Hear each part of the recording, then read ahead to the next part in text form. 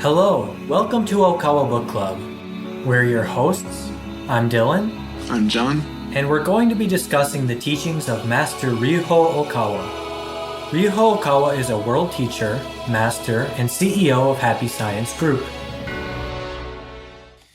Alright, so today we have a new powerful book, The 10 Principles from El Cantare, Volume 1. Ryuho Okawa's first lectures on his basic teachings. And it's such a great book, but before we get into it, I'm going to ask my partner John to read the preface of the new version. From the preface. This book compiles the 5 lectures that I gave in 1987, the year Happy Science began its activities. I was 30 to 31 years old at the time. Until a few years ago, I could not read the lectures because I was embarrassed about how young my level of enlightenment was. This year, 2020, I, at the age of 64, am the world teacher and master and CEO of Happy Science Group, with shojas, branches, missionary centers, and others in over 107 countries throughout the world. In Japan, there is no other religious leader like me. A total of 10 lectures that I gave within the 2 years, 1987 and 1988, compiled in 2 volumes, will surely be beneficial in passing on clear records of Happy Science's history to future generations. The DVDs of these lectures are also available. I hope you will experience the spiritual power of my words through them, as they are so much more powerful than the printed words. From Ryuho Okawa.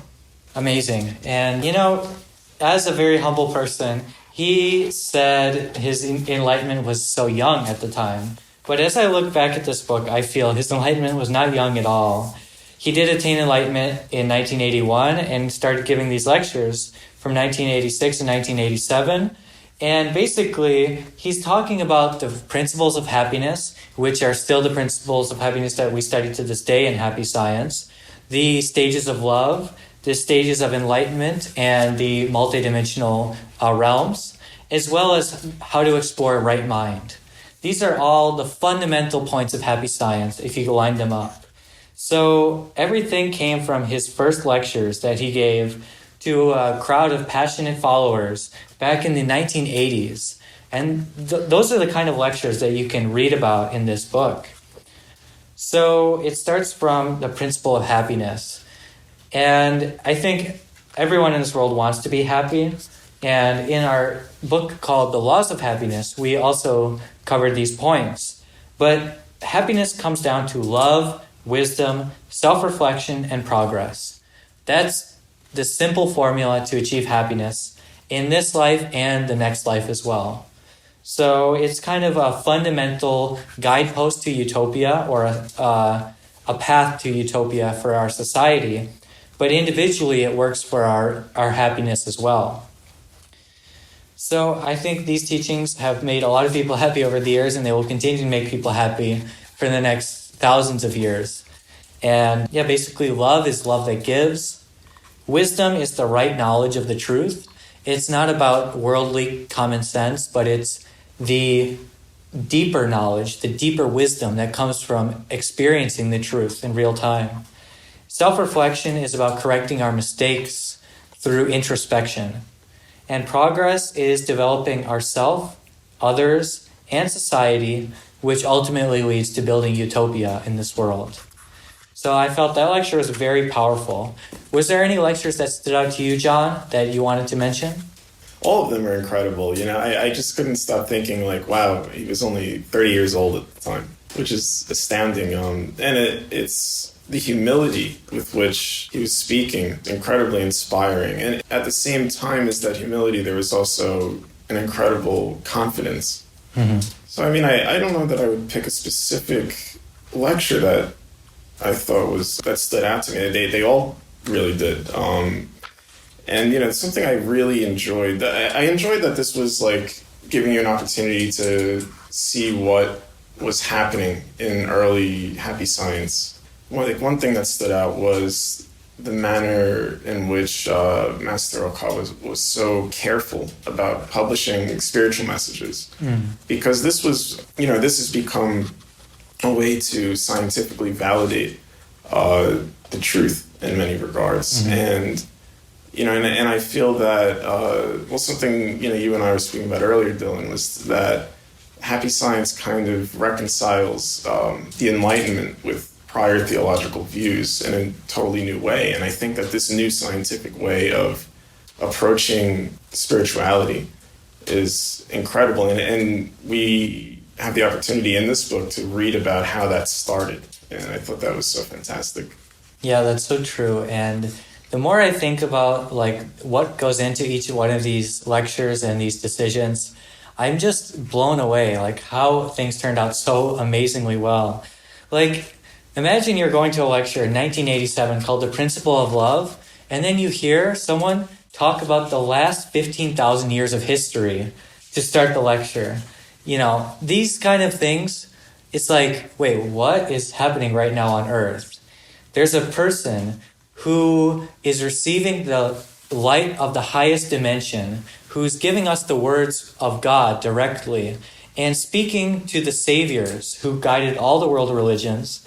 And then he's telling us what happened 15,000 years ago in Mu Continent, 12,000 years ago in Atlantis, 9,000 years ago in South America and in the Andes Mountains around 7,000 years ago, and all the way through Ophiles, Hermes, and his life as Gautama Siddhartha, Shakyamuni Buddha. And then it goes on to talk about the prophecy of salvation, which Master Riho Okawa, he wrote the book called The Laws of the Sun through automatic writing. So that book didn't come from his brain. Everything was just automatic, and it was at a steady, constant pace through handwriting. And he wrote that fantastic book. But it was later told to him, there's actually a prophecy called The Laws of the Sun from Nostradamus.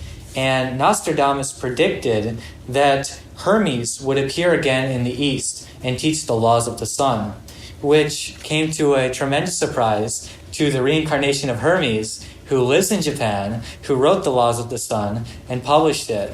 So these kind of coincidences started lining up, and all these synchronicities started lining up, and then all these followers started rushing to Master Riho Okawa, creating Japan's super momentum of religion and making these lectures bigger and bigger each time.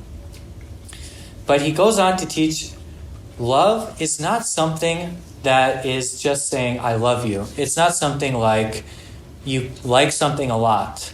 No, love has stages. Love starts from the fourth dimension, which is the instinctual love that we have since we are physical beings, that we want warmth, we want to be close to our families, we want to, have that relationship with maybe the opposite sex.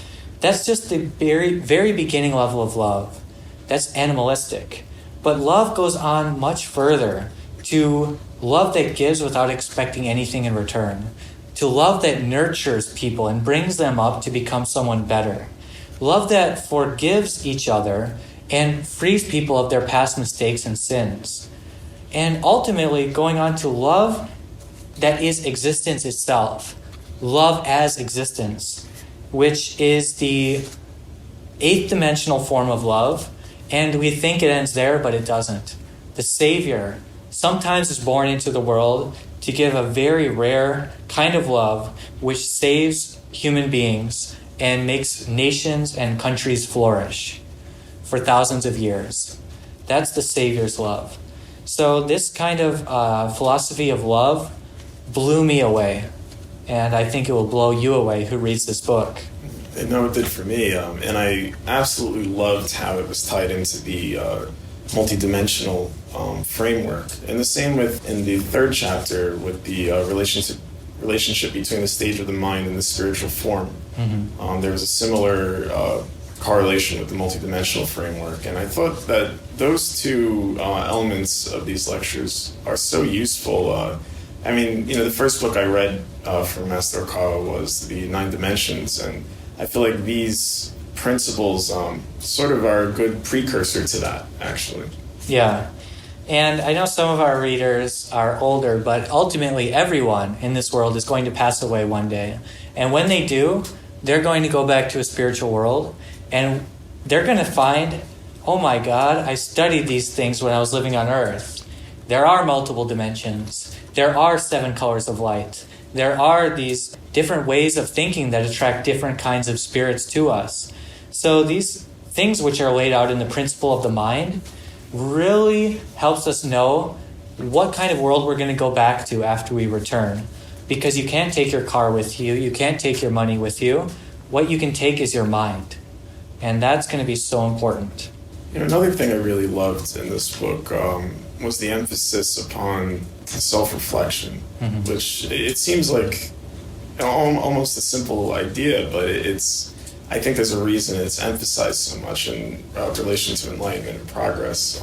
There's been a lot of research in psychology that has shown that there's no correlation between intelligence and self-reflection. And I love that Master Okawa is always saying, just start from a perspective of being average and, normal, though you don't have to think that you're above average or anything like that, and you can still make it on this path and pursue it. And I think that, it's all in here, and it's just incredible and so useful. Yeah, that's so right. And it sounds kind of interesting to think, why would Shakyamuni Buddha be the reincarnation of Hermes? Because they're so different from each other. But chapters 4 and 5 really kind of answer that question, I feel like. Why does enlightenment and progress come together in the end? Well, it's similar to what you said. Self-reflection is essential for progress. You can't achieve progress without doing self-reflection. Otherwise, you'll fall off the path or become conceited or arrogant. And so self-reflection comes from the middle way, and progress also comes from the middle way. We want to avoid the extremes and focus on moving forward in the right direction. In order to know the right direction, we have to know the mistakes we've made in the past. We have to know what to avoid, and we have to keep ourselves away from extremes in life.